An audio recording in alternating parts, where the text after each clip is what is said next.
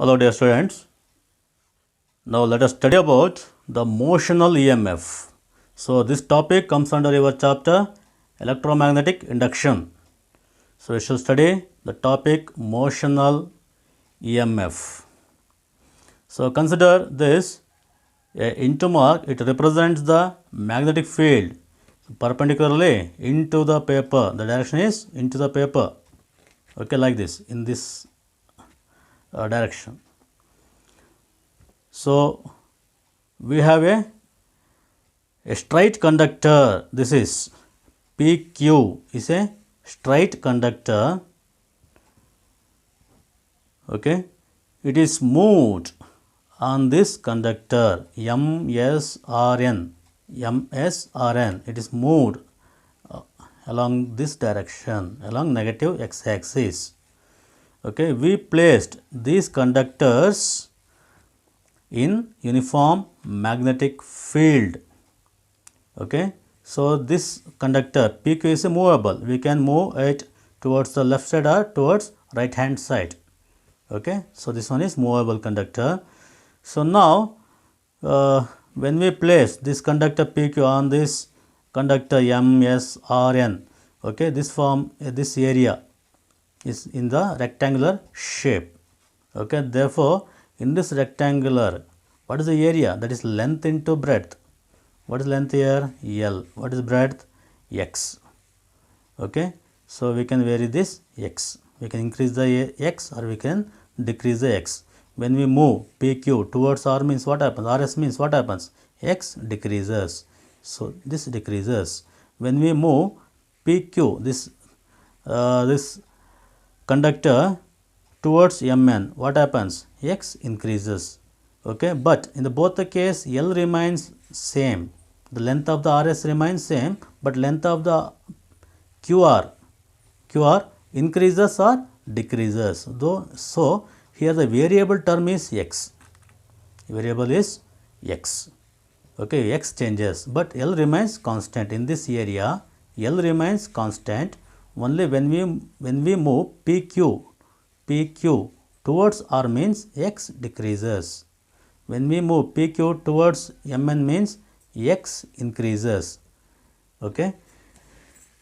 So using this diagram, so we can derive equation for motional EMF. So consider so definition here, explanation. Consider a straight conductor in a uniform and time independent magnetic field, a rectangular conductor PQRS, in which the conductor PQ is free to move. The rod PQ is moved towards the left with the constant velocity. So we are moving this rod PQ towards left with velocity v. We are moving in this direction. Okay, with velocity v. PQRS forms a closed circuit enclosing an area that changes as PQ moves. It is placed in a uniform magnetic field B, which is perpendicular to the plane of the system. Okay, the flux enclosed by the loop PQRS is, so phi equal to B dot A cos theta. Okay, so in the static electricity, so you have learnt what is electric flux, that is EA cos theta. EA cos theta, here you can write BA cos theta. What is B? Magnetic field. In the electric field it is EA. Okay, E dot A or E dot delta S. You learnt in the electric field, you learnt flux equal to E dot delta S. Okay, you learnt phi equal to E dot delta S in the electric field. E is electric field, delta S is the area vector. So here we can write, in the magnetic field you can write flux phi equal to BA cos theta. Okay, so BA cos theta dot won't come here. Phi equal to B dot here, phi equal to BA cos theta. So here, what is theta? That is the angle between magnetic field and area vector. Okay, in this diagram, magnetic field is perpendicular direction. Okay, and for this area, if we draw the area vector, means it is also once again in the perpendicular direction.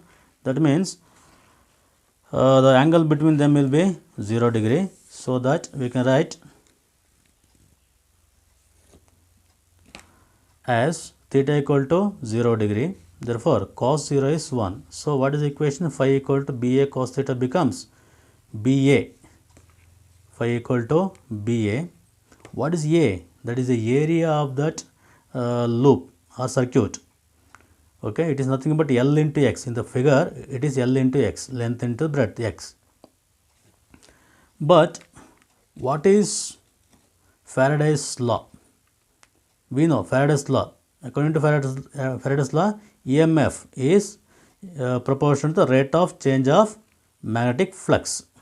Okay, minus d phi by dt. You can write phi b also equal to minus d phi by dt.